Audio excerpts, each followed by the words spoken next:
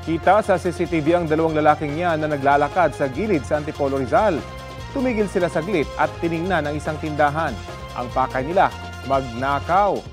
Hindi na nahagip sa video pero nabiktima nila ang sumunod na tindahan. Nagpanggap daw ang dalawa na bibili ng itlog at saka ninakaw ang kita ng tindahan na abot sa 20,000 piso. Arestado ang isa sa dalawang suspect habang pinaghahanap naman ang kasama niya. Inihahanda na ang reklamong isasampa sa naarestong suspect. Giit niya, nadamay lang siya sa krimen. Kapuso, alamin ang maiinit na balita. Bisitahin at mag-subscribe sa GMA Integrated News sa YouTube.